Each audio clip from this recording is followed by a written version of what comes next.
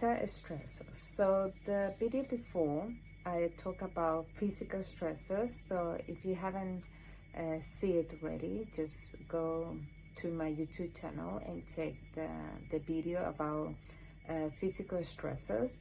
Today we're gonna talk about mental stressors. So what is the input? I know it's a lot of information and can be a little bit boring, but it's very important to identify the stressors in our lives so we can identify what is activating our stress response. So when we know exactly what activates our stress response, we can do something about it, manage them better, and have better response to these stressors. It doesn't mean sometimes we can avoid them or we can eliminate it, but we can work in our response about that. So, but when we don't know exactly what is activating our stress response can be complicated, and it's like we feel we can do nothing about it because we don't know what exactly is activating the stress response. So that's why it's so important to understand which are the stressors in our life. So talking about mental stressors, I'm going to start with nutrition. I also talk about nutrition in physical stressors, but nutrition can also have an impact in our brain. So because it's a connection between our gut microbiome and our brain, is the connection, they call it microbiome gut brain axis. So it's the connection between the brain and the microbiome in our gut. So when we have an imbalance in the microbiome, when we don't eat natural food, when we tend to eat a lot of ultra processed food and food that it comes in package with a lot of chemicals, with a lot of additives, and not many, they're already ultra processed, so it can cause a damage in our microbiome. So when we have an imbalance in the microbiome, also affects our brain. So that's when we start having this, or we can start having these mood disorders and neurodevelopment disorders like schizophrenia and autism, mood disorders like depression and anxiety, and also we can have a neurodegeneration like Parkinson, Alzheimer, and multiple sclerosis.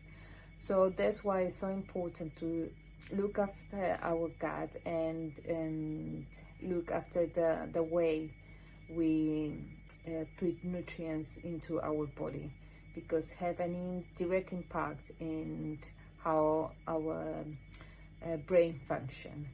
Another stressor can be multitasking. I know some people get proud of multitasking. I'm not gonna lie, I'm one of those that I believe that I can do everything at the same time, but our brain, they study, and all the studies show that our brain can't multitask. What our brain normally does is single task. So when we try to multitask, it gets a lot of stress in our brain. And so what we can do is try to do a task and develop the task and then jump to another one. So multitasking is not possible for our brains. So we normally tend to do a single task. And we can, when we do single tasks, when our brain rapidly change, and when we try to do more activities simultaneously. So what our brain does normally is just do quick change between the activities that we are trying to do at the same time. And decision fatigue is another stressor.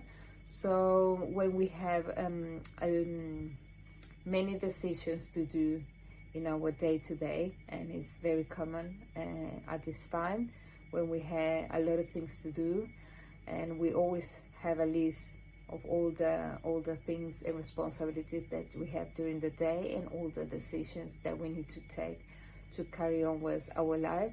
So decision fatigue is also a stressor for us and for our brain.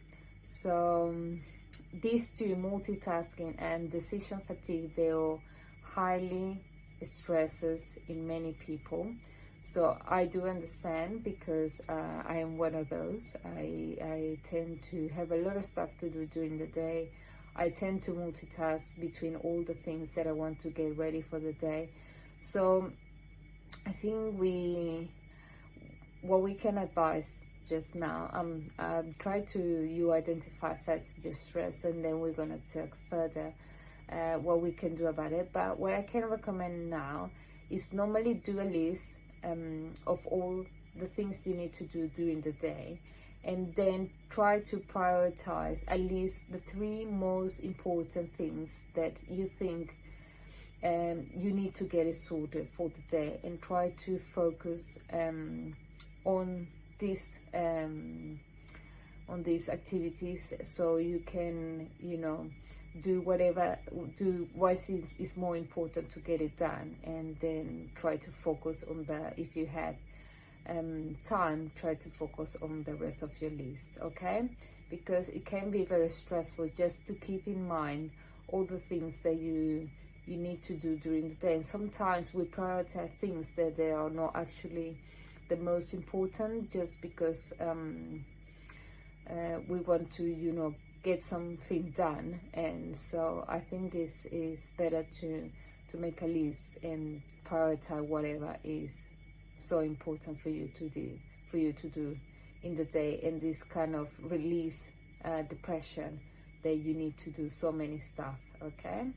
And another mental stressor is anxiety and worry, and they're connecting more about what's gonna happen in the future. It's not what is happening now, it's gonna be so we get worry about what's gonna happen in the future. So those one can be very stressful for people who suffer anxiety. They can be related to this, and understand that it can be a very high stress in their life. Another stressor, it can be too many cognitive demands. So it's when we have a lot of things to do during the day. It's very connected with the decision fatigue, and because when we have we need to process a lot information, we need to do a lot of stuff, so we get a lot of stress and get our stress response in very high level, very activated. And sometimes it's just because we are thinking all the things we need to do, and also because people who work in very demanding jobs, or students that they need to learn a lot of information, is also can be very stressful mentally. So it's different strategies and techniques that they can do, trying to prioritize what they need to do first, and also try to get some breaks in between. So it's different techniques that people can apply in those situations, but identify that this kind of situation can give you a lot of stress is very important. So I went through 2 different stressors, mental stressors. Hopefully you can start identify a few of them and making your own list. And then I'm gonna keep posting more information about the other type of stressors. We're gonna talk more about emotional, environmental, cultural. So it's more information coming, and we're gonna start identifying all the stressors, because like I told you, it's super important to know what is causing all the stress and activating the stress response on us. So hopefully you like it. If you want to leave me any information or any comment, just comment below, and keep watching all the videos. I'm gonna keep posting more information.